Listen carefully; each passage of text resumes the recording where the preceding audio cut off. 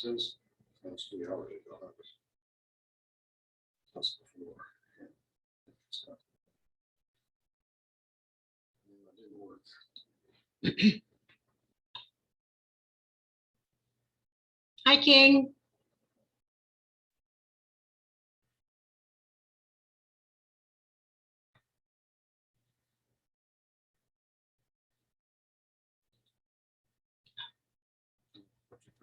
Oh, okay, I'm unmuted.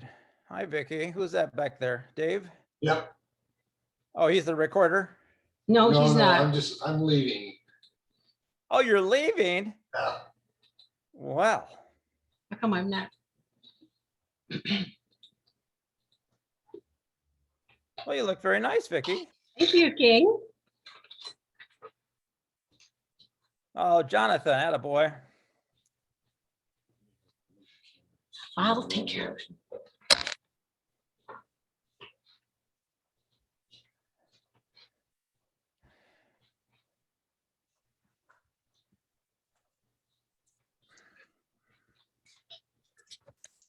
Hi, everybody. Hi, King. Good to see you. Hello, Jonathan. It's been a number of years, I think. Has it? Well, it's been at least 18 months. Well, I do miss you. I must say, I miss you. It's been quite a while. Hi, Vicky. Hello. Hi, Good to see Claudia. you again. Hello.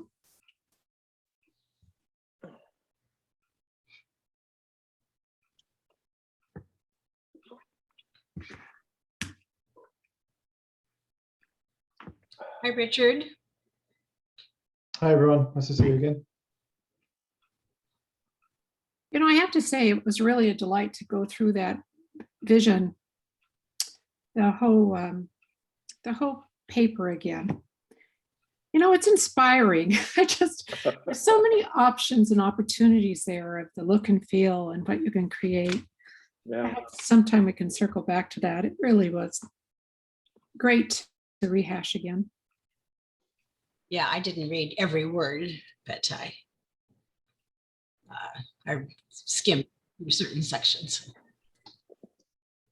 Well, we can give you a little taste of what we did back then.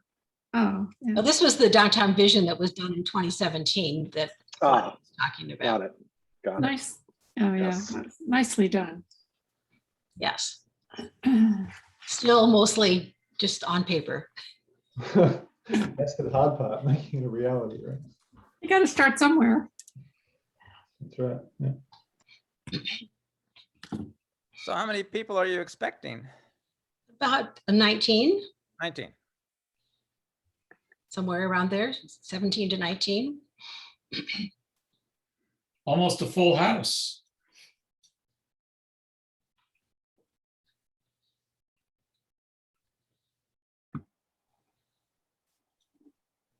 Vicki, what number vision plan was that? I know there've been many over the years.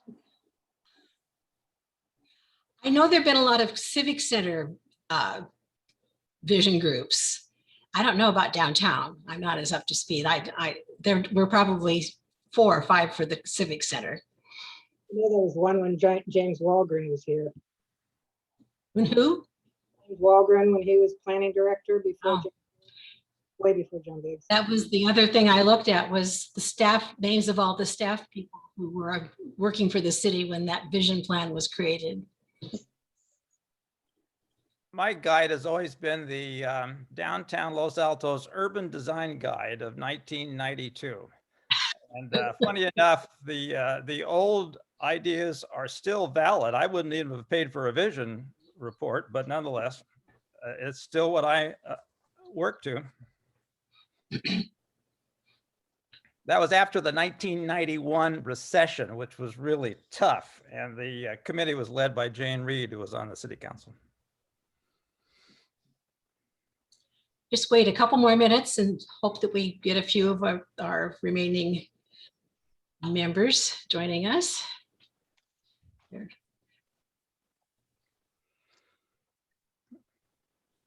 Well, you all keep getting smaller. There we go.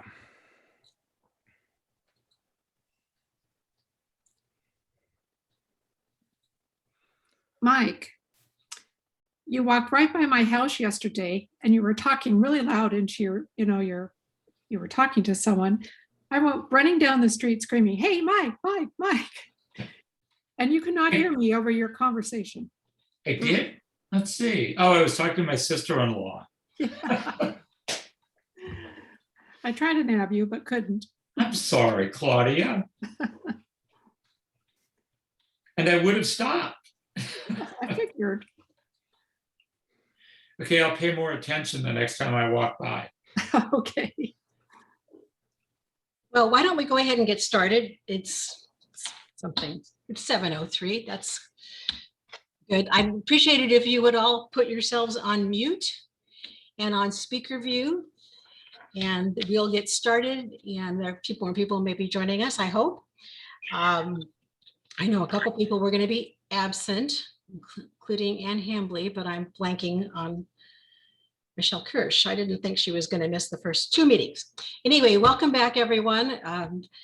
You remember me, I'm Vicki Reeder, and we're going to hear tonight from 2 speakers, and then I hope you all, most of you, Mike Kasperzak just messaged me that he did not see the email I sent out about reviewing the downtown vision and the attachment that I sent you, but hopefully we'll have time to go through that a little bit tonight. But first we're going to hear from King Lear and Jonathan Perlman, and I'm going to bring up their little info that they sent me and share it with you.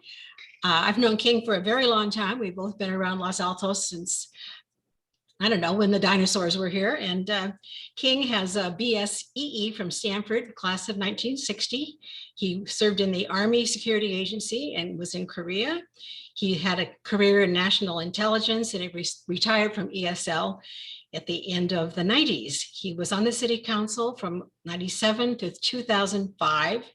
During that, well, right after that, he organized the Gay Straight Alliance Parade, which was quite a controversial thing to do that year in our town. And he has worked on the Neuter House project since 2005. I think he's there almost every day. I see him walking back and forth when I'm around downtown. He lives downtown with his wife, Ginny, and it says here, he has never owned a cell phone nor signed into a social media account. So that's King.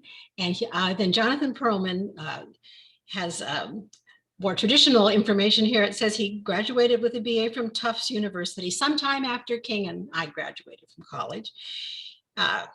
He also attended the University of Texas at Austin and ran an AIDS HIV Life Center project in San Francisco in the 90s and did other work with AIDS HIV service organizations. He is a design principal of Elevation Architects, which started in 1995, a full service architecture and interior design firm based in San Francisco and Healdsburg.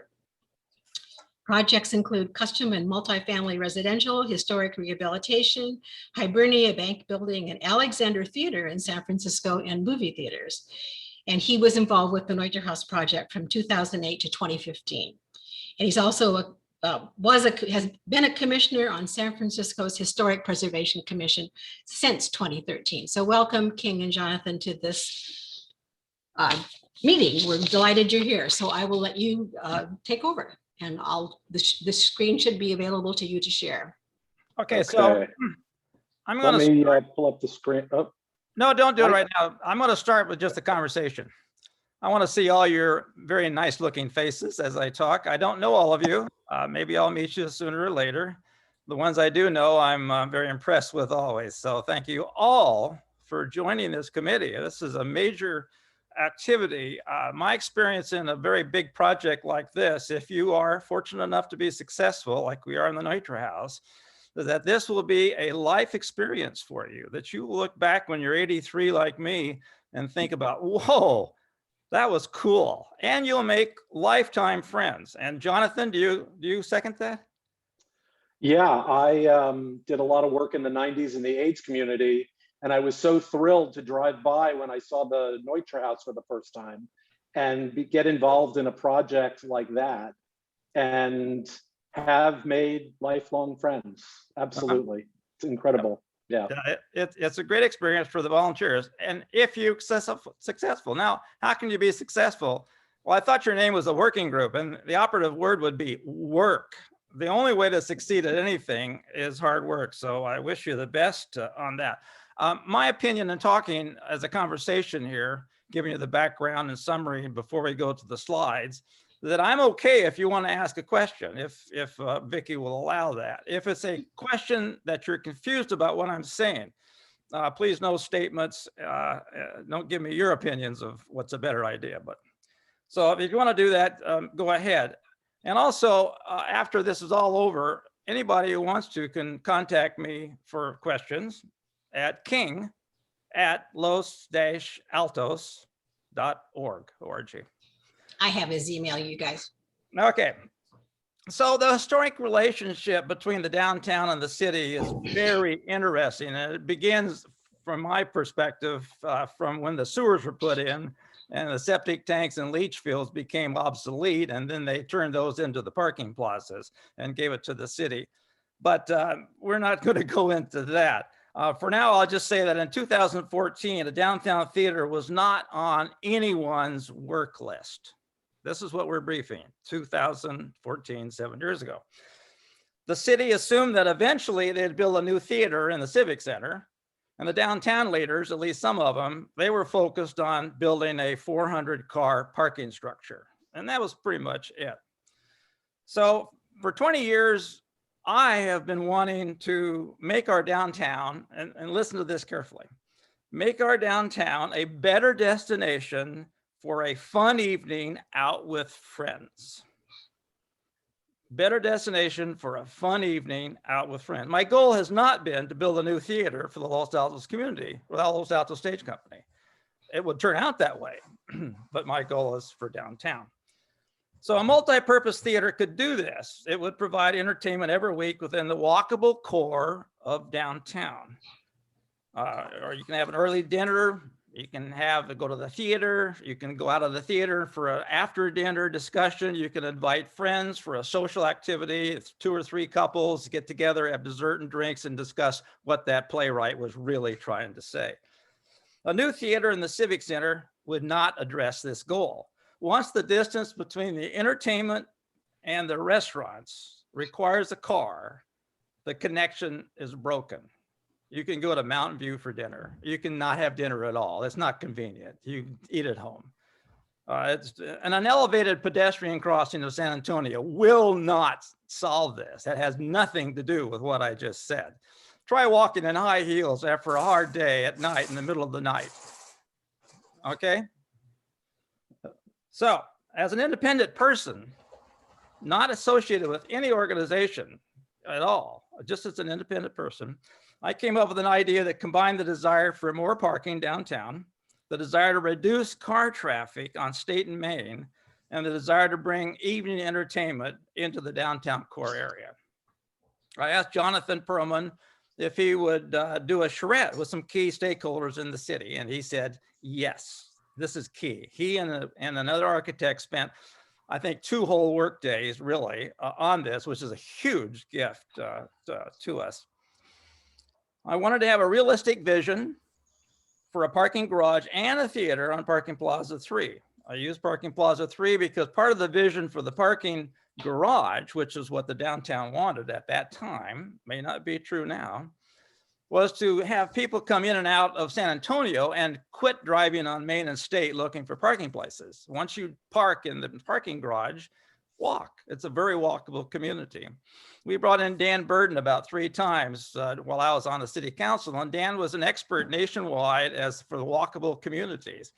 And he helped us with safe routes to school, et cetera. But his view of our downtown was that it was not a problem. Our downtown was a solution. He loved our downtown. He used our downtown as example slides for other shows for other people around the United States. Because our downtown is an area. It's a compact, walkable area as opposed to a long street with through traffic. This is huge. We're the best downtown anywhere around this peninsula, in my opinion. So it's not like we're trying to save the downtown. The downtown's great. We're just trying to make it super. So Jonathan considers Los Altos as one of his homes, and that's why he said yes, I think, because he lived here for a while, and he's done 7 designs or more in the area. So he and Kip Coleman donated about 2 days, and now 7 years later, Kip, working with Elevation Architects, has design experience for the multi-purpose theater at 3 Below in San Jose, and also with the Pruneyard Cinnamon. And both these have association with Jack Nyblum, whom I had a meeting with, and has an impact on how the theater would be designed for movies.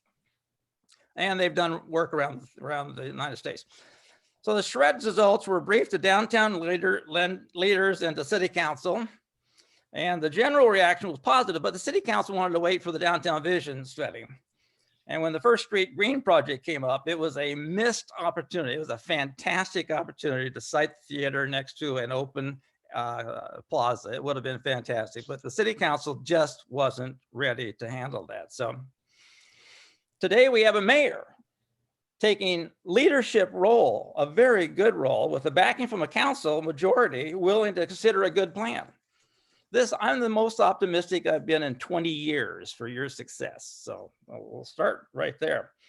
So a downtown multipurpose theater continues to have strong support always from the public. We've done polls over the 20 years, and the public always loved bringing the theater back downtown. And it's got strong support from urban design experts. Every time they look at this, they say, this is a great idea. Okay, so what are the working group issues as I see them? I want to give you a little advice. So a multi-purpose theater could provide entertainment nearly every week. This is to help the restaurants. Designing and building a multi-purpose theater would provide operating options. Once you do it up front, it provides operating options for the next 50+ years for the operating company. Whether you show movies this year or not, you can show them next year if you want that income, if you think it would be a good idea. Some movie programming options. Show movies available nowhere else on the peninsula, like the Old Guild. Don't compete, you can't compete with the first run. Show a movie club, run a movie club like Jack Nyblum does at the Pruneyard. You buy 5 or 6 movies in advance, and someone comes in and speaks, who was the producer or director of the movie. And with this movie set up with a good Wi-Fi, they can be remote. We did that with our film club for the theater for architecture. They could be remote on the screen and remote Q&A for that part. Show remote performances like opera or some other performances, along with a good Wi-Fi and on screen and a digital projector. A multi-purpose movie has surround sound, a good sound system, a screen that comes down in front, a very good size screen, and it has good Wi-Fi, and it has a digital projector so that you can show straight off from the internet. Provide high-tech presentation space to rent. A high-tech presentation space, think of the old Steve Jobs and the Apple show and tell series. You can do that with our small startups around town. There's no presentation space available anywhere around like that they can rent for show and tell. But they need a screen, they need a digital projector, they need Wi-Fi, and they could do that in the daytime. And that's a good source of income. So you need to confirm the feasibility of a multi-purpose theater. I mean, is the design feasible? Is the scheduling feasible? You could do a related experience committee under this group, and you could tour multi-purpose theaters like 3 Below and ask questions with the managers about design, program, their budgets. You can learn a lot from that, and that's part of the work. So site and parking neutral thoughts. My advice, separate the theater proposal from the parking structure proposal. Clean break. Seek a parking neutral solution that replaces the spaces lost to the compact footprint of the theater. This is on the order of 40, 50 spaces. The need for more parking downtown has changed. We don't know what it is today. More office work is from home and less retail customers are coming down. So a downtown theater would also allow the LASC to continue production in the bus barn while the theater is being built, and then they move. And then once they move, that space is available to repurpose by the city in a very important space in the Civic Center. So develop strong support from property owners. This is extremely important. The property owners, the business people, the LAVA, the Chamber of Commerce, you need to develop 100% buy-in from these people. You don't want any political arguments. You want to solve all these political problems. And part of them goes to the parking. Very strong part goes to the parking issue. And if you can come up with replacement parking, then I think you can succeed at this. Funding. Jonathan will tell you his latest guesstimate, maybe it's 15 million for the theater, because we came up with a compact theater, a very modest size, 170, 180 seats, one that you can plug into a busy downtown and not take up too much space. It has underground, main floor, and upper story rooms in it. But the funding, the way to do that is that there's a whole bunch of people in this town. This is an affluent community. A whole bunch of people in this town that can give this project a house and forget the capital gains. They can give this project $1 million and not miss it. So how do you get these people? Well, you're not going to get them from cold calling, and you're not going to get them from a letter. Absolutely not. The only way to get these people is to bring them in and put them as part of your fundraising committee. You can have a committee of 24. It'll be an evolution from this working group. Once they own the vision and own the success, they will believe in coming up with some money. So that's why. All right, so Jonathan, oh, no questions, great. So Jonathan, you want to put up the title slide? Vicky, I still can't get in. So I don't know if you. Try it out. Try now, Jonathan. Ah, there we go. Okay, great. So let me do this. Let me go back here. Let me set up the slideshow here. Okay. Okay. That's good. So there we go. You all see that? Okay, so we put this together. Basically, I had an idea and proposed the idea, and I basically convened this group and asked Jonathan, and he got Kip to do this. And people were really happy to attend. They didn't have much faith in our results, but because it was just me. But we had Jeannie and Jan from the city council. They didn't attend very much, but they owned our results to an extent. They were supportive. Gary did a crucial job, Gary Landis, in coming up with a space allocation. I mean, this was the main thing that helped us to do this. He came up with a space allocation for seats and space for different rooms and type of rooms that he needed, and that really made it happen. Vicky, of course, she was a main person from the stage company, and Trish Files represented youth theater at the time. Now, Gary and Vicky represent the youth theater themselves. Jonathan and Kip. Adam Woltag was a friend from the Neutra House series, and the WRNS studio architects were at the time really expert on parking garages. So we got some estimates and ideas from him. Okay, so next. Okay, so why build a theater downtown? This is kind of common to some of the stuff I already said, but our downtown's a wonderful downtown. Dan Burden loved it because there were moms pushing buggies, junior high kids hanging out, senior citizens, and people go around and they love to see each other, and it basically forms community. It forms the connections that form and maintain a community feeling of being in a hometown where you know people. It's kind of like the town crier, Los Altos Town Crier, does the same kind of a thing, forms community. And it is safe for all ages. We have a pretty good police department. We're off the beaten path. It's easy access, good parking, easily walked, very important. Many restaurants, a center of an affluent and social community of 40,000. I think actually it's 45,000 for the greater Los Altos area that includes Los Altos Hills, and we are there downtown. It includes the Los Altos County folks. So the venue would attract customers from the surrounding city. This is a unique setup of a walkable community. You go to the theater, go to the play, go back to another restaurant and talk about it. It's also handy. It's unique. There's nothing like it around. Los Gatos is kind of that way with a theater, but not nearly as good as this can be. There's a history of success. We're not starting from scratch. We have a great history of success for youth theater and community theater. These are established capabilities and very, very good. There's no competition, of course. It'll be very different. Our movies would be very different from the standard movies. You can combine the revenues from the youth and community theater, movies, rentals, grants for 100% of O&M cover. I think this would break even without grants, but grants are in there to make sure, which is important because if the city is going to accept this, it's just like the Neutra House. They do not want to pay tax money to maintain this on operations from year to year, nor do they want to pay for it.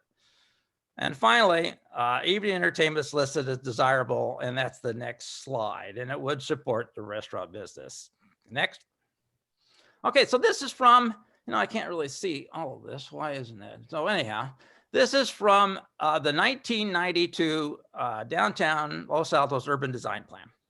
And I thought that was a far-reaching plan, and all you needed to do is execute.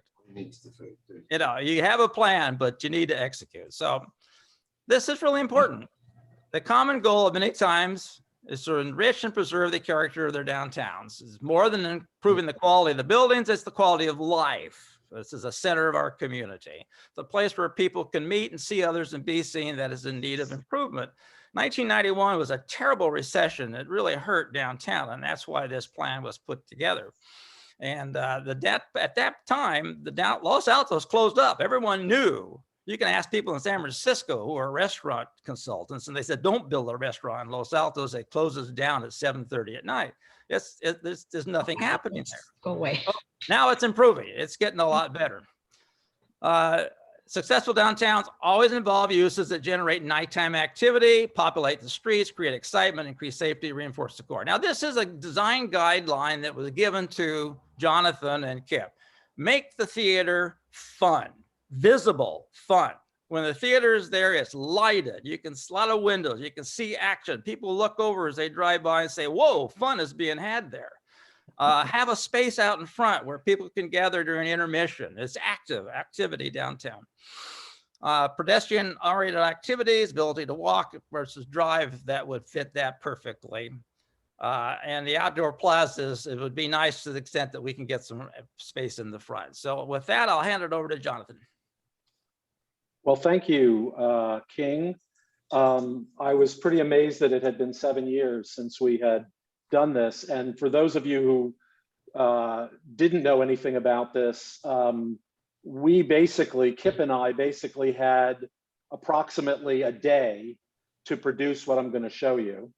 So this was done on June 3rd. So literally almost exactly to the day in 2014.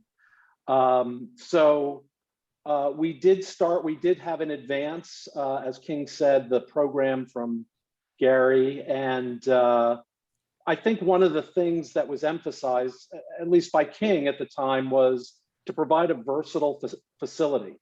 And I think that's a really important point because obviously with stage companies, they're not a daily thing.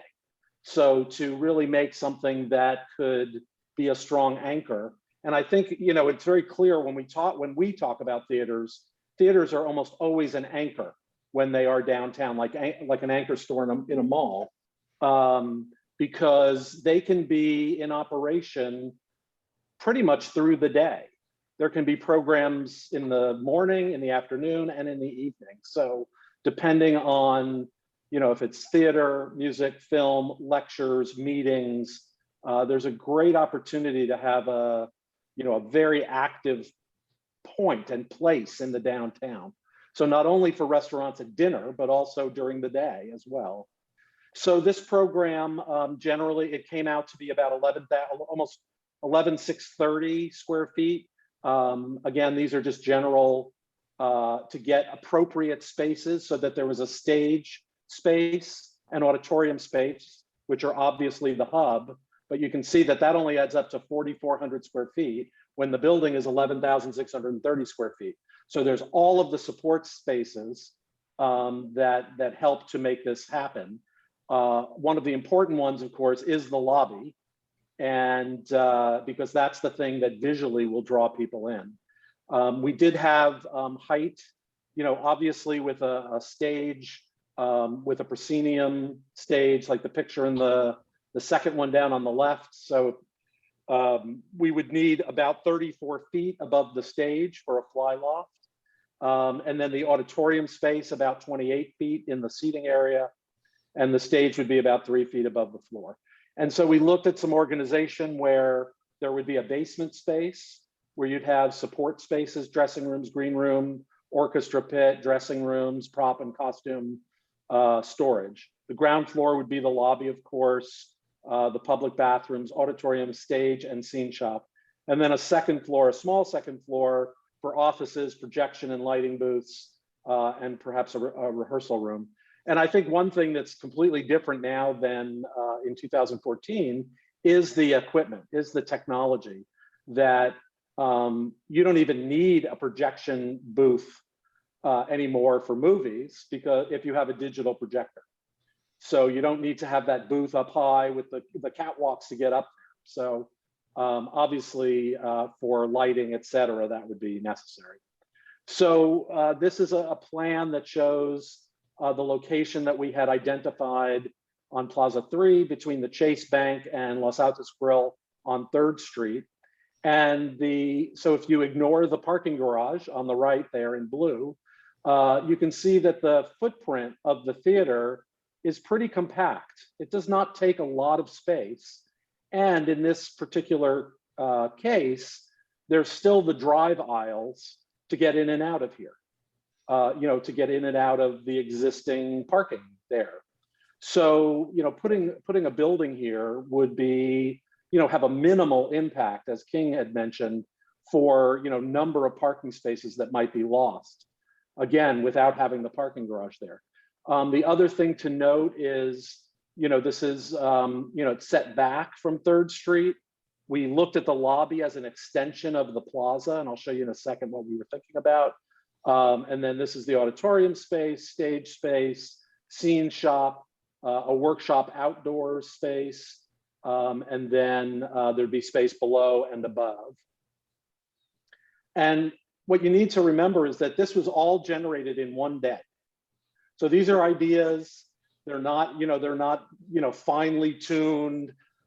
These were just getting ideas on paper to give a sense of what a project like this could yield. So the top view is looking from Main Street. The Chase Bank would be on the left in that top view. And the thought was that the lobby, could have these kind of hangar doors. They'd be all glass. So when they're closed, it would be, at night, it would be luminous. You'd have this kind of lantern effect. And then in nicer weather during the day, if there were events, there's a space in the front like a plaza, and then the lobby could just bleed right into it. And on the, so you can see from the bottom image, kind of a head-on image that you could see this with the windows up high, this tall lobby space, and then this horizontal band that could have, could be like a marquee. So it could have what's playing on that marquee. That could now be a digital thing that could just be controlled fairly easily to let people know what was happening on any particular day. So we looked at potential costs for a project like this. We've gone a long way from 2014. So I updated a lot of these numbers, looking at approximately $650 a square foot for construction, and then adding contingencies, general conditions profit, and bonds and insurance for a general contractor. And then soft costs, basically hard costs are the actual physical construction. Soft costs include architectural and engineering fees, permit fees, carrying costs, things like that. things that are not physically attached to the building, but are required to get from here to there. So also looking at an escalation of maybe about 3% a year between now and the time 4 years out when a building like this might come to fruition, and a bit of contingency there. So it comes out to approximately $15 million to do a project like this. And then this was, again, all done in one day in the Neutra House, sitting in the Neutra House.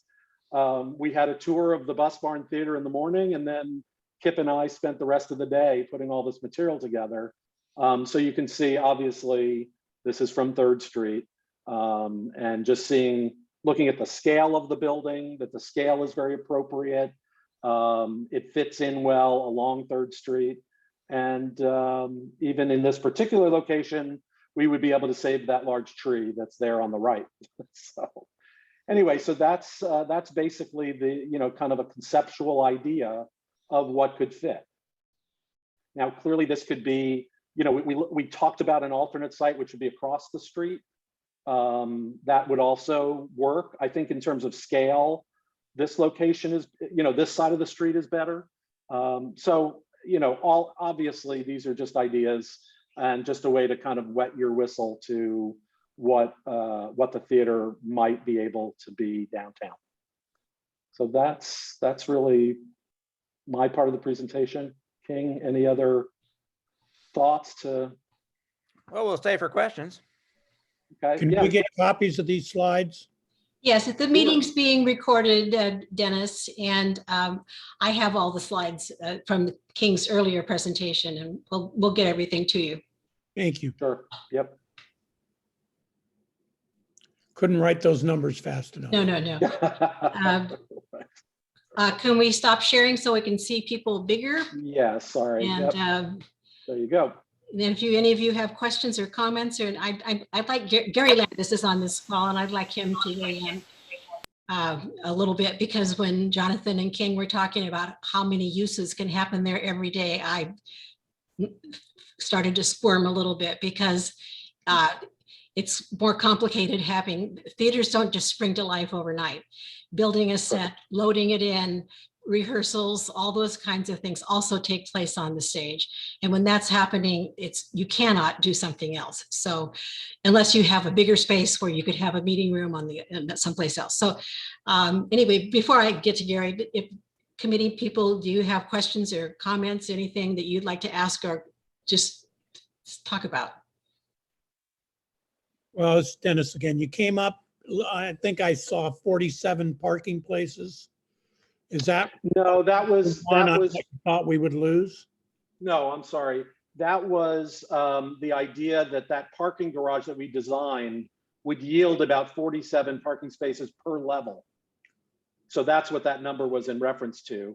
I don't remember, the footprint area of the theater, but if you look at the other parking spaces, you can see that it's not substantial. It's probably, maybe 30 spaces. It's 2 levels The theater building? of parking. We're not No, talking again- about parking at all, Yeah, Dennis. again, All right. we weren't Never gonna mind. talk about the parking garage. Just try to separate the parking garage as somebody else's problem to make happen. Exactly. I could make a comment just for information, is that if you go by planning zoning rules, you divide by 4, let's say 180 seats, and that would equate to 45 seats they would require being provided for parking.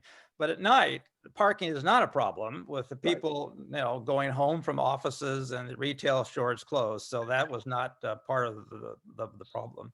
But the parking displaced, I think you should think on the order of 40 or maybe a little more spots in terms of looking for replacements somewhere else downtown. This is a great job for one day. Wow, that's amazing. And wonder if we give you a week, what it'll look like. But anyway, a quick question I had, which I don't know if this analysis was done separately, but as traffic turns off of San Antonio into that street, and I walk that street a lot, Was there any pushback as to backing up San Antonio as people turn on to that street coming into that potential area for the theater? Okay. I will address that. For one thing, we don't recommend the parking structure, but nonetheless, the idea with the parking structure would be to put a demand light at that point so that people turning left into the parking structure and turning left out of the parking structure would have a chance with a demand light. But otherwise, I don't think so. I mean, people still go in there and park, and it doesn't hold up. But San Antonio is a big street, big street. It can handle quite a bit of activity. Okay, great. So there was no objections on from that then. People didn't know enough to object to anything, frankly. At that time, right? Yeah. Got it. Thank you. I have a question. Go ahead. Actually, it's more of an observation and how it dovetails into the whole Los Altos vision. And what they talked a lot about on these plazas is how the plazas are looking at the back door for everything. And when you look at San Antonio, as you drive down San Antonio, you see nothing but back doors for all of the businesses. It's a fairly unattractive view of Los Altos. And what I find compelling, although we're not talking about sites, but what's compelling about the site where you have all chosen there is that it sets the stage to enhance the backside of all of that on San Antonio, just because of the dynamics, of the new blood coming in with a theater like that. And I just think when I look at Los Altos, one of the things that really kind of shows its aging process is all the backside of all the plazas that could be better utilized in creating greater dynamics when a lot of it is just facelifts, and spiffing things up. So I find that really compelling in how we could use those two to increase interest. Can I make a comment there? If you go in San Antonio, there's the Hammer Theater Center that's near San Jose State.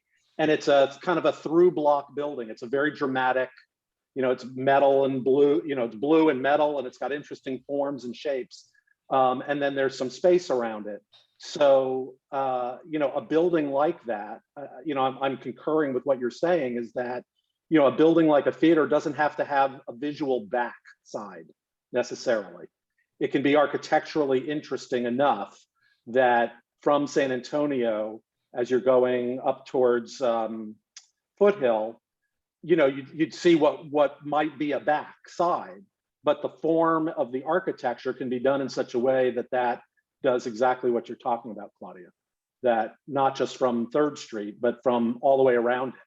It's an interesting form and attractor, visual attractor.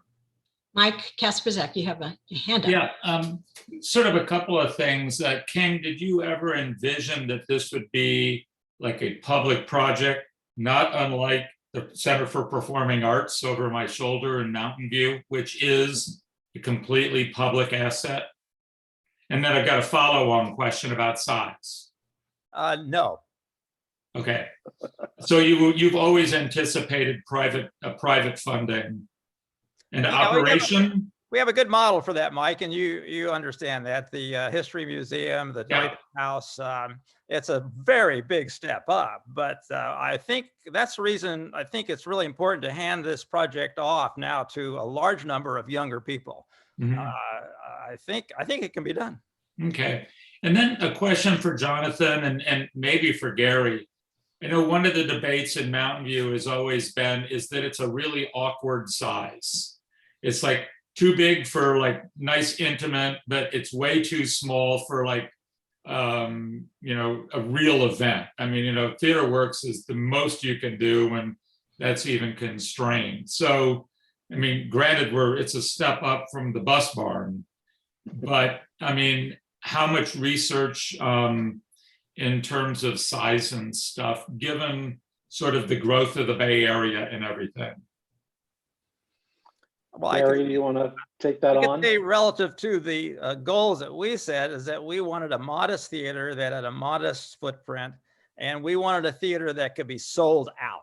And 175 seats compared to 100 seats is a huge increase. And we want sellouts. We don't want a half full theater that takes up a lot of room. And I think the program, I think, this working group, that's one of the things that you guys need to be talking about. We took something that was kind of the bus barn and made it better and big, a little bit bigger, but that's, the programming of what is appropriate is in your hands. Again, from our point of view, this was kind of what was suggested to us.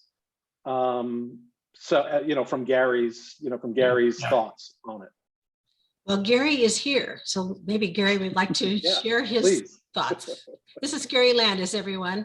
He's the executive artistic director of Los Altos Stage Company. Hello. Can you hear me? Yep. Yeah. Great. Yeah, the original concept, and also keeping in line with what Los Altos kind of is in the downtown.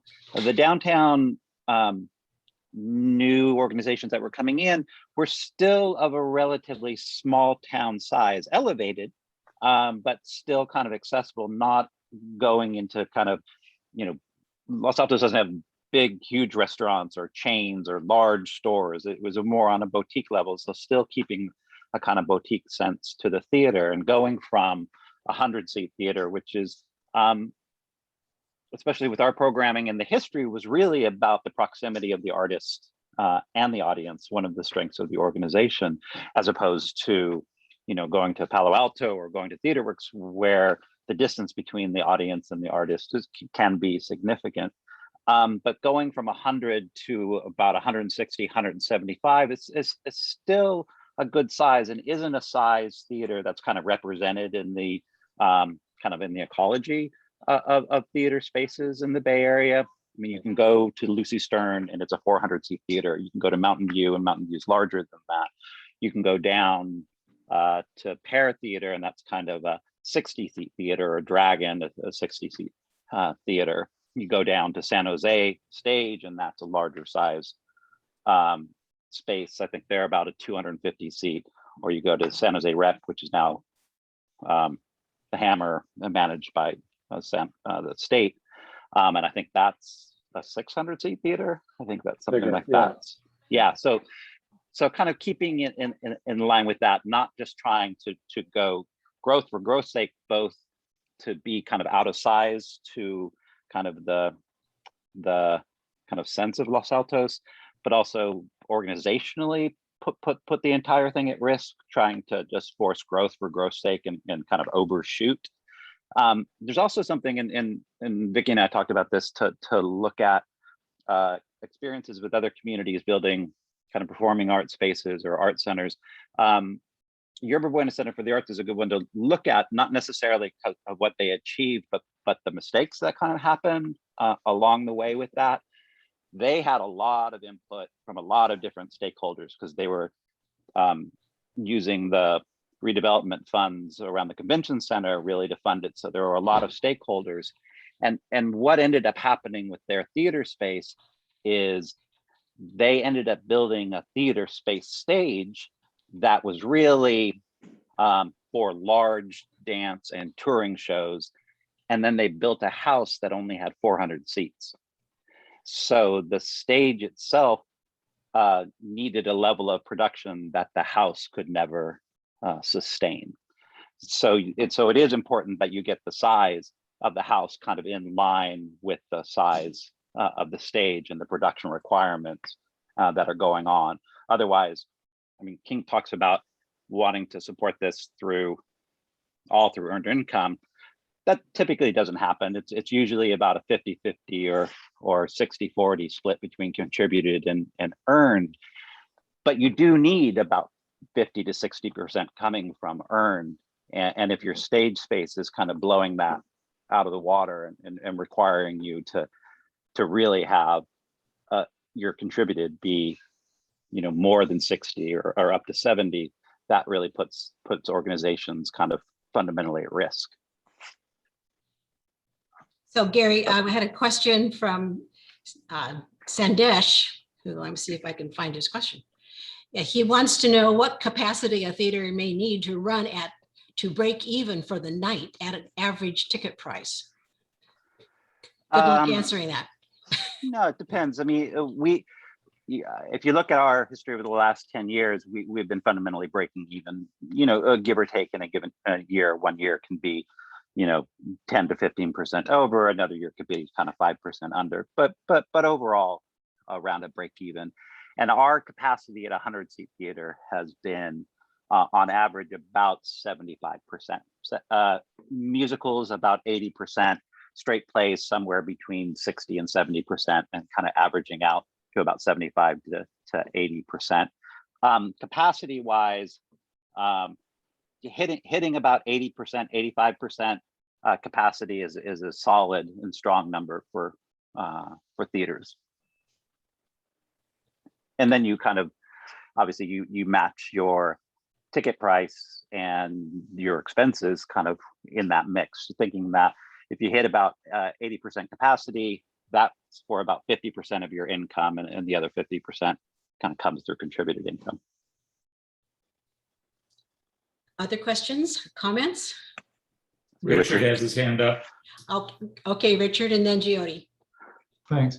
Yeah, I was just wondering what the sort of opportunity there would be for making money out of the lobby for selling drinks, or what sort of space that could possibly be, and how much that could contribute, and possibly even the opportunity of running that even if the theater itself is not open.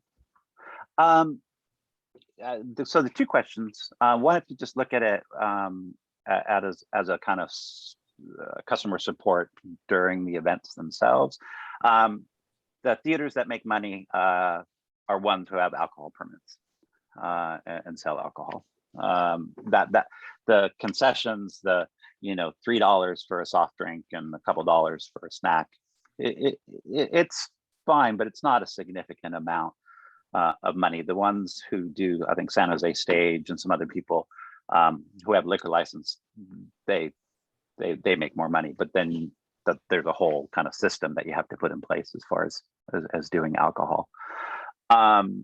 The idea of doing something that is open during the day, it depends. I mean, it kind of puts you, rather than being supportive of downtown businesses, it kind of puts you in competition with downtown businesses. So that would be a question there. Other people who've tried it, it varies. Museums are really good at it. I mean, everybody kind of who goes to a museum knows that, you go to the cafe and they generate a good amount of money from their cafes to support them. Theaters that have tried it, or art centers that have tried it, have been less successful because the building itself during the day isn't necessarily a destination. At nighttime, it's a destination. But during the day, it's not something that people generally think of and go to and kind of hang out in a theater space, versus a museum where that is more of a place that people go to kind of hang out and be in, and they'll spend their money that way. It's not to say that it couldn't be a possibility, but since the profit margin of food services is not real huge to begin with outside of alcohol, that's always a kind of risky endeavor. I think I already mentioned Yerba Buena. They did that thing. They designed a cafe and really nice, and they ended up having to, 5 years down the road, having to repurpose the cafe space to something else, because it was just draining money rather than providing money for them. Okay, Jyoti, and then Claudia. I wanted to thank King and Jonathan and Gary for all of your input and being here as a resource for us. I had a few questions. First, a comment. I really like the idea of having the lobby and having a bit of a courtyard in the front. One of my favorite parts of Los Altos is where State and Main meet, and I always love seeing everyone, like you said, from seniors to teenagers, everyone in between. And I think if that's the kind of space you're envisioning, I love that idea. One question, was there any thought to a potential rooftop bar / cafe? I think that would kind of tie into what Richard's talking about with some daytime activity. And I just wanted to know what the feasibility of that was from an architectural perspective and also potentially the cost. Jonathan. Well, it's certainly, excuse me, certainly a doable thing because you have a flat roof. The challenge is that it all has to be accessible. So it means you have to bring an elevator to that level. You have to have 2 stairs that come up to that level, and the additional costs. And then structurally, you don't have a roof anymore. You have a floor essentially. So again, you'd have to look at what the possible income would be. And again, as King and others have pointed out, and Gary pointed out, you don't necessarily want to be in competition with Los Altos Grill next door or whatever, that if you had a full bar and a nice outdoor seating area, that would kind of be in competition. But the roof decks are always costly because of the building code requirements. So, but feasibly, yes, it's all feasible. Cool. Yeah. Thank you. Claudia? Just King, just a sec. Let Claudia ask her question. My question's in relationship to the focus that we have on a group when we talk about this is a multi-purpose theater. And at the same time, we're talking about the extension of Bus Barn and the success of it and building upon that success. And in listening to both Gary and Vicky, sense of how much it takes in order to run a theater group in a building and how much time it takes and all of the commitments to it. It's like, how do we go about sort of mapping into where do we put our priorities as to the accessibility of what earned versus contributed? How much of it are we setting it up for more of a multi-purpose versus how much of it do we set up for the success of Bus Barn or the Los Altos Stage Company? Because I think the answers will be a little bit different based on the focus of what we're going to try to accomplish there. And I guess I just don't understand exactly kind of that formula that we need to kind of look at to keep us in the right direction.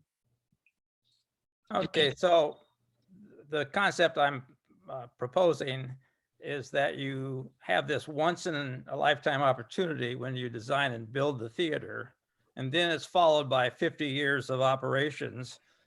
Staff will change, things will change, but it's going to be there for a long, long time. And so what I'm saying is that take this opportunity for not too much cost to think about this and build it in. With the ability to drop a screen, ability to have good sound, ability to have a digital projector, and give the operating company that option. And it might serve just for presentation space, but I don't think the cost of setting this up would be too bad. And then you might not want to do anything on movies for the first year because you got an awful lot to do just to get organized and set up. But part of the challenge, I think, to this working group, with me being gone, I'm not part of it, is to discuss the feasibility of designing it and the feasibility of operating it that way. I mean, if it's absolutely zero feasibility, well, don't waste your money. But if there is some feasibility in terms of how you can construct your schedule and do your operations, including presentation space rentals, then build it in at the beginning and leave that option to the operating people through the years. And if you take a look at the Three Below Theater in San Jose, one of the things that Kip mentioned is that they do stage productions, and he said there are a lot of stage productions now that are utilizing digital imagery in the background that is on a screen as part of the set design. So again, some of these things could be considered for the future. Again, I think as King said, you just prepare for it and see how it fits into the schedule. But the incremental cost difference isn't that much relative to the overall project to consider. A digital projector is $150,000 to $200,000, which of course sounds like a lot, unless someone writes a check for it, of course. But that gives you a lot of flexibility for, for the long term. So it's just something to consider. Three Below is an interesting one to take a look at down in San Jose. Right. Three Below is an interesting one to look at from a number of perspectives. It actually flips the traditional model where, and from what we're talking about here, taking a predominantly theater space and being able to use it to show films. Three Below was a film space that was repurposed to have live performance, and so they changed it. Both directions have their pluses and minuses to them. When you're trying to make one space do multiple things, it's going to run into some issues. The reason why art centers are built is because people want real specific spaces for different things, and so that's a track some people take. So they build, they build the gallery spaces for the visual arts. They build the screening room for the film. They build the theater for the theater space. They build a multi-purpose room for the events and, things that can do that. What we're talking about here, though, is really about, and that's for you all to figure out, building a theater and then in the programmatic conceptualization of it, working in the equipment and the design elements in order to provide flexibility, and the flexibility to either include digital media within theater productions, which is included, or to be able to somehow close off the majority of the stage space so that it can be used just for presentations or for films when and how the scheduling is put together to fit that.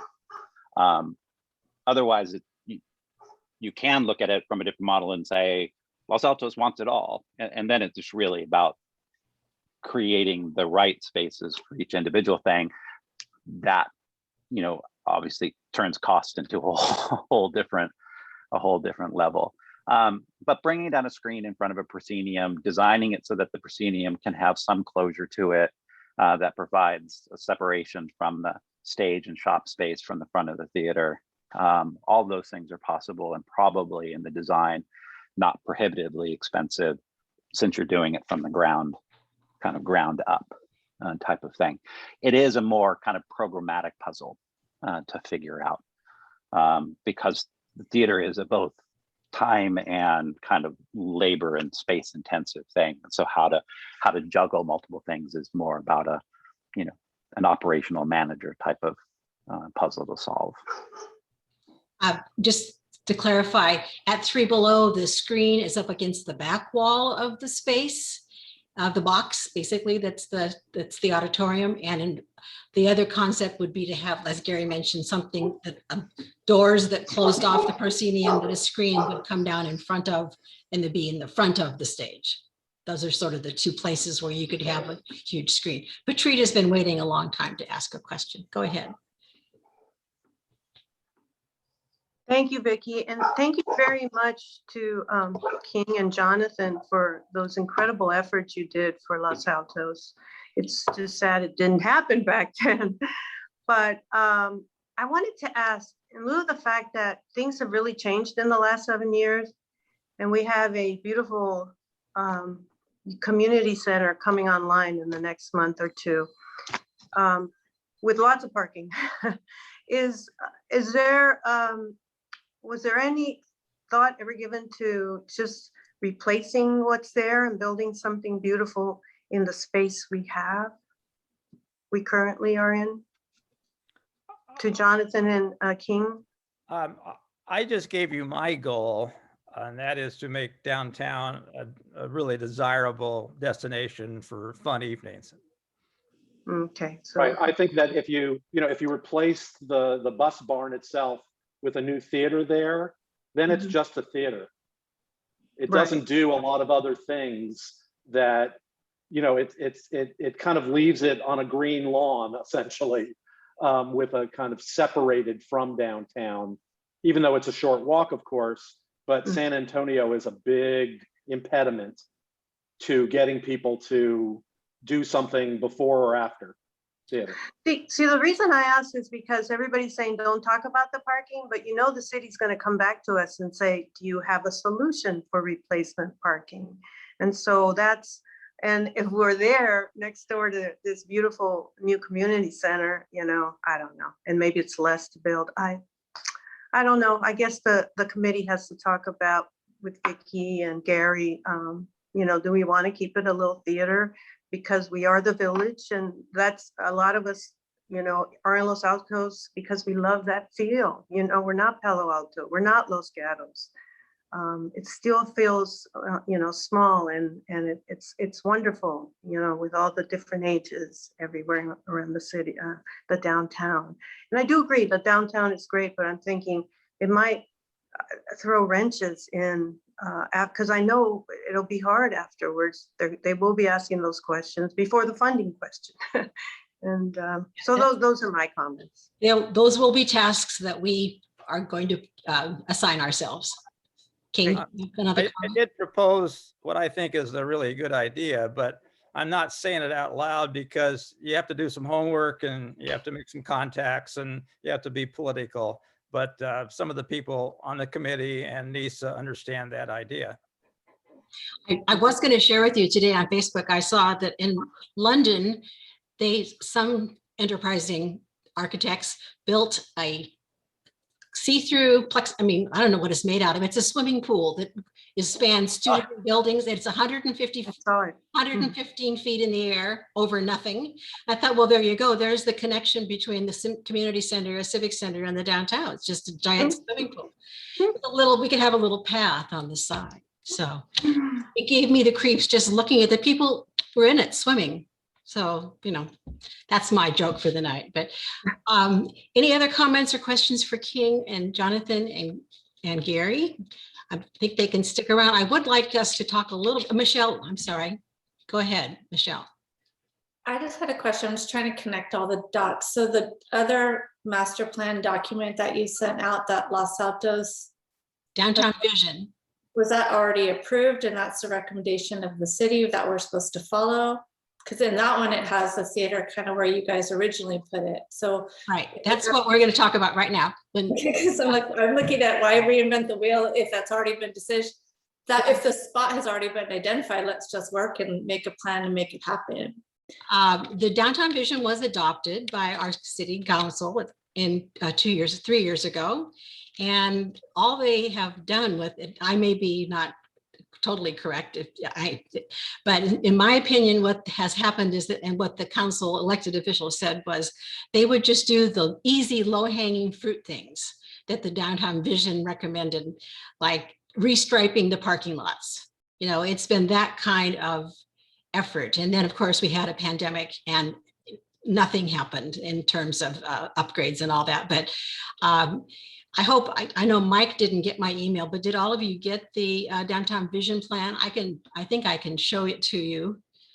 And I don't want to spend a huge amount of, maybe, where is it? I don't see it. Okay, I'm not seeing it here. So that's not going to be happening by me right now. It did have a map in there, and what the consultants who created this vision plan placed a theater in Jonathan's alternate place. It was across the street. And then if you remember, the one we just looked at was on next to Los Altos Grill, and the other consultants put it across the street in that parking plaza facing the opposite, facing San Antonio, I guess. And their model was a hotel and a theater in that plaza. And that's what's on those drawings. And it was considered to be like phase 3 or 4, 10 years from 2017. So, but there was no work put in like Jonathan has done with this concept. There was no design. There was no cost estimate. It was just like, let's put a theater here. X marks the spot. So there was no detail about how it would fit with the hotel. But it was just the vision consultants message was basically a theater is the best cost-effective thing you could do to improve the downtown vitality. So it's there, but it's not really there. Does that make sense? That there's no design, there's no, I think that was all, well, someone else will have to figure that part of this vision out. So I'm sorry, I can't bring that document up. I thought I had that left up, but we were fiddling around a lot with trying to get the Facebook Live thing to work. And what can I say? You all have it, and if you don't have it, I'll send it to you. And it's many pages. Go ahead, Michelle. I just want to ask a follow-up question, but that document, even if it's just a placeholder, does represent the community's vision. So all Yes. that visioning work has already been done. That's correct. So, yeah. And the theater's included. Yes. Right. So, I would look at it instead of Exactly. talking about getting in the weeds too much, just going forward and breaking it down. I would look at it as two things. One is to build the building, and then the other one is, does this Los Altos Stage Company have the capacity or the want to take it on and run it? If not, then you're looking at having to bring in another organization or start a different one. Those are the kind of conversations I would look at. Right. Can I make just one quick point? Yeah. The poll had a very high favoritism for a movie theater and a very high favoritism for a performing arts theater. Our multi-purpose theater somewhat combines the two. I have one question, and my apologies if you already addressed this, but Jonathan and King, was there a reason, I guess what was the reason for this specific spot next to the Los Altos Grill compared to the other parking areas? Yeah, I can answer that. The reason was the access from San Antonio, because my feeling of downtown, it's a family downtown. It's a calm downtown. It's a place where people meet and greet. And the last thing we want is for traffic to keep building up on Main and State. The cars just kind of drive us crazy. So the idea was to come in off San Antonio Park and then walk downtown. You're already near to the core of the downtown. So that drove us to that parking Plaza 3. Okay, that makes sense. Thank you. I also hope that we will have someone, one of the consultants who created the downtown vision, come talk to us. I hope that would happen tonight, but that wasn't able to, it did not work out. So that will be a future presentation, then when they can go into some more detail about all the research they did. If you look through those drawings, you'll see that they want to have a dining hub in the main part of one of the plazas, like behind between 2nd and 3rd Street, behind the Main Street shops. There was talk of a dining hub and talk of shared streets on 2nd. and 3rd. That's happening, right? Aren't they opening that in a couple weeks? That big No, one? not the new building that's owned by the community investments. That's farther.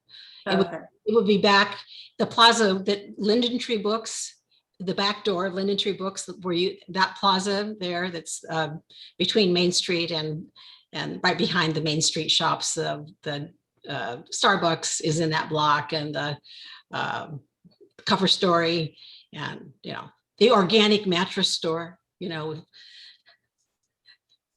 whatever that is. That's the big band area during the Art and Wine Festival, isn't it? That parking lot, yeah.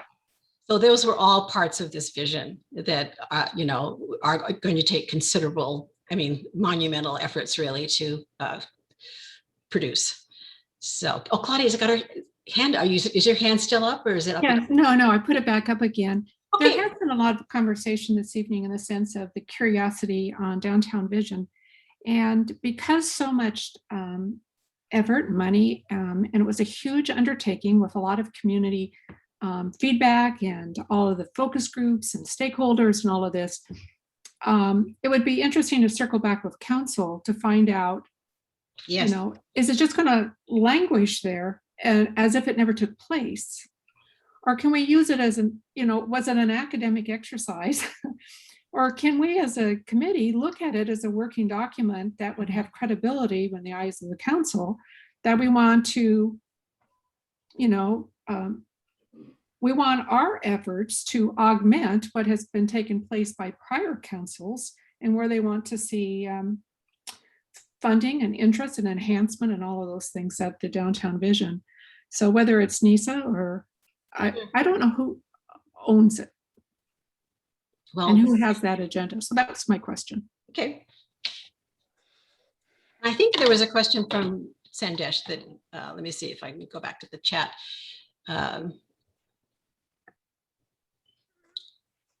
Is it possible to partially fund the theater by giving annual membership to those who contribute X dollars amount? Gary, do you want to try that? To varying degrees, that already happens. so you know, whether or not you call it annual fund or subscription or a membership, there are all sorts of individual donor models that take place, and then that would be another strategy for the ongoing operations. Individuals, usually within a mix for an arts organization, depends. Government usually makes up, you know, 5 to 10%. Foundation usually makes up kind of 30 to 40%, and individuals makes up the lion's share. So depending on the organization, individual donations, whether through membership or annual fund, makes up usually about 50 to 60% of the contributed income of an organization, either through donations or through special events. And membership does get kind of iffy as well, right, because people expect something with membership as opposed to, you know, whether it's 5% or they expect free tickets. And then since they're members, they think they've paid enough that they don't need to contribute. So it's a dicey area in terms of fundraising or revenue generation. Within museums, it makes more sense. Organizations like that have a space that people are accessing, you know, for free rather than paying a general admission cost all the time. Theaters have tried it, both large and small, to varying degrees. It kind of always rotates back into the mix, but it's basically just a repackaging of individual donations. So Julie Rose has just let me know she can share the downtown vision plan. We can take a quick look at it. I'm watching the clock. Julie, if you can scroll through, well, this one has all the the theater is number 12 in the lavender area. It's right there. There. Can you all see where the pointer is pointing? Well, the pointer keeps moving. And 7 is office. Yeah, they were talking about offices and commercial uses in the plaza across the way, which is where Jonathan and King had cited the theater building. And that they basically broke the downtown into 4 different zones. And this lavender zone is considered to be the San Antonio zone. And then there's separate from the 2 downtown triangle streets. And then the long purple area is First Street. And then the golden or green color is Edith Avenue, which is residential.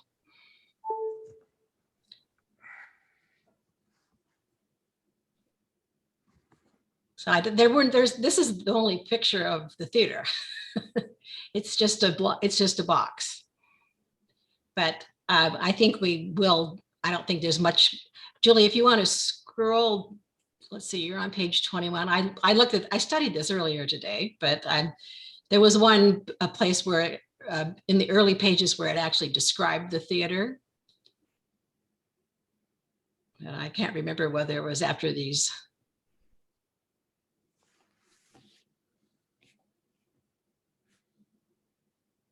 Pictures or not. This is no way to do look at a document. I think it might have been page 7. Okay, this is page 16. Well, describe live theater in page 7 at least. No. This proves Claudia's point, like we should just use this as a baseline. All this work's already been done. And then I totally agree. Yes, yeah. I don't disagree. So I think her comments about getting in touch with our elected officials and this is all going by fast, but you all have this document. I sent it to you so you can look at it very slowly. And of course, this building is one of the first buildings ever built in Los Altos, 1909. Anyway, this is making me dizzy watching this all go by, but it was just a paragraph that described the location of the theater and an entertainment center. And well, you see, yeah, phase 4. Oh, we are way behind here in our phases, aren't we? Yeah, I think we sort of stopped this at the when the council accepted this and repurposed some of the parking spaces and smaller and made a few more parking places, but I'm not aware of, I don't know, Scott, do you have any comment about what the city has actually done in terms of implementing this vision? Yeah, they put it in a drawer. As far as I'm concerned, you know, they did an awful lot of work, and sometimes it's referenced when they talk about different things in downtown, but really I don't believe anything in it has been implemented. And you know, we can't blame COVID. It literally, I guess it was adopted in 2018. So we had 2019 to ignore it, and then 2020, you know, was COVID. And so that of course allowed it to be ignored even more. And I think that some of the levels, the reason there really isn't a lot, there's no design about a theater or anything like that. The question was, you know, do you want to the community was, do you want a downtown theater? And, you know, people put their little dots on the map and everything where they thought things would work. And that's where that map came from, is that, as well as priorities. And, you know, you talked about the low hanging fruit. So I think that you look at the purple ones that are on that particular map, those are the high hanging fruit, you know, the things that are off in the distance that can be done. But I don't think that they've even done a lot of, you know, any of the other low hanging fruit. You mentioned striping the parking lots. That hasn't been done. You know, there's been a deal now that they're, you know, they're giving parking tickets now, in case you didn't know, and if you don't have a parking pass for downtown. And there are dots for folks, or parking spots with dots for folks who do work down here. And those dots have disappeared in a lot of the spots. It's tough to know whether you're parked in a correct spot or not. And I know there are a lot of issues that, you know, why the city hasn't done that. But as far as, you know, low hanging fruit stuff, I don't believe they've really done a whole lot. Thank you very much. Mike, do you have a question? Well, not a question, I mean, and just in terms of where we're headed, I mean, it seems, you know, we're all talking about not reinventing, you know, multiple wheels. You know, there's the vision plan. It already includes a theater, and it includes it more or less in the proximity that King and Jonathan had proposed it. There's been a lot of work done around a theater concept, at least in terms of some massing and spacing needs and stuff like that. I mean, it seems like we're heading in a direction that maybe it's time, not like tonight, but, you know, it's like confirming these things and sort of saying, and then where do we go? So, I mean, is this theater concept that Jonathan designed off of still sufficient for us? And if so, then, you know, probably it's talking money, it's talking land uses with the city, although the parking lots are city property. So, you know, working out land deal obviously has to be done, but, you know, we don't need to necessarily go out and recreate all of that work again. Correct. Well, it's King. You're still muted. Sorry. When you do a site survey and replacement parking, I assume that should be a committee that works on this. And the one thing, when you pick a site, one of the things you want to do is pick a site where the missing 40 spaces is going to be less painful. Picking those 40 spaces right behind the post office, you know, I think is a little more pain than picking it between the Chase and the Grill. So, but that's one of the things you're going to have to study. You're going to have to come up with figuring that out. Duly noted. Anyone else have any comments before we adjourn for tonight?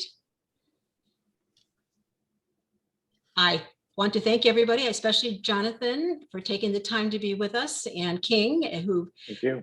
You know, it's wonderful that your plans, you know, they're still great. You know, they didn't become irrelevant in the last 7 years, and the theater's still doing really well where it is. It's the building it's in is not doing well. I worry that, you know, that someone will get hurt, either some of our staff or some patron, worse, a patron. We've only had a couple old ladies fall down in all the years we've been operating there, but it just takes one bad thing. I mean, or I'm afraid, like I was afraid of the old Hillview Center, that if someone was going to get hurt using one of those classrooms or something. So, because it's just not maintained properly. So there's an urgency about finding new space to keep live theater. And I think that's something to keep in mind too. I also want to remind you that we are showing a live stream show called The Mercy Seat. And it's going to be a live stream video production that opens on June 11th and runs for the next the June 11th weekend and the following weekend. And I hope it's a 2-actor show that takes place the day after 9/11 happened in New York City. And one of the people who was supposed to be in the tower, but instead was with the paramour, survived, and he wasn't supposed to. So there's my teaser. So think about joining us. I think you'll get a sense of what it's like to see a live stream production from the Bus Barn. And we also are working on a rebooted Follies fundraiser, a musical parody show that's going to happen on July 31st. And I'll keep bugging you to come to that too. So, and thank you, Gary, for all your words. And I will keep trying to figure out this Facebook thing. We worked great this afternoon and then it didn't. So our next meeting is June 21st, which is a Monday. And I will go ahead and send, Jonathan, if you'll send me the slides you showed tonight, then I can forward those on to everybody here. Sure, no problem. And I'll talk in between now and then. I have an assignment to talk to our mayor and find out about the status of the downtown vision. And I totally agree with all of you that I don't want us to start from, we need to build on that and not start over.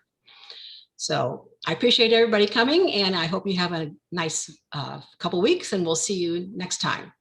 Thank you. Bye. Thank you. Bye, Vicki. Thank you. Thank you. Thank you, Vicki. Thank you.